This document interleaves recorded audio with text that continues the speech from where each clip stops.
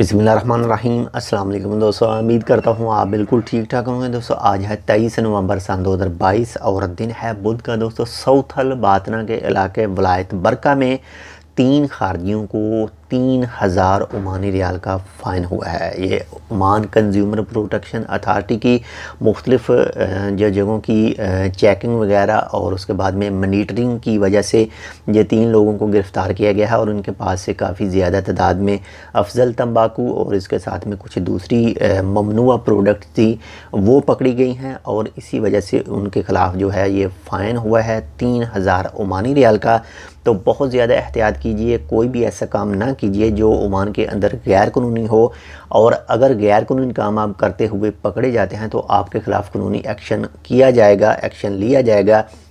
में भी हो सकता है कि आपको फ़ाइन हो, में भी हो सकता है आपको जेल हो, में भी हो सकता है आपको मुल्क से जो है वो डिपोर्ट भी कर दिया जाए। तो इन तीनों दोस्तों का, इन तीनों लोगों का, यानी दोस्त सॉरी मुंह से दोस्त निकल गया, इन 3 लोगों का जो काम था वो डिस्ट्रीब्यूट भी करते थे, खुद सेल भी करते थे, सब चीज़ें ये साथ में करते थे। काफ़ी ज़्यादा तादाद में इनसे ये तमाम जो प्रोडक्ट थी वो पकड़ी गई हैं। तो अगर कोई भी ऐसा शख्स है जो गैर कानूनी काम करता है तो प्लीज़ उसे इग्नोर कीजिए। अगर आपका कोई दोस्त करता है तो प्लीज़ उसे इन्फॉर्म ज़रूर कीजिए कि ऐसा कोई भी काम ना करे। उनसे जो चबाने वाला तंबाकू है वो पकड़ा गया था और कुछ दूसरी चीज़ें भी साथ में पकड़ी गई थी।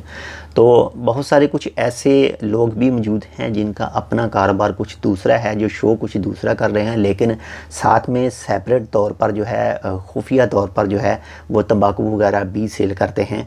तो एहतियात कीजिए, ऐसा ना हो कि आप 200-300 पैसा कमाने के चक्कर में आपको 1000 ओमानी रियाल का जो फ़ाइन है वो पे करना पड़े या फिर आपको जो जेल में सज़ा भुगतनी पड़े। तो एहतियात कीजिए, ऐसे किसी काम में हिस्सा ना लीजिए। अपना भी ख्याल रखिएगा, आपके जो साथ अटैच हैं उनका भी ज़रूर ख्याल रखिएगा।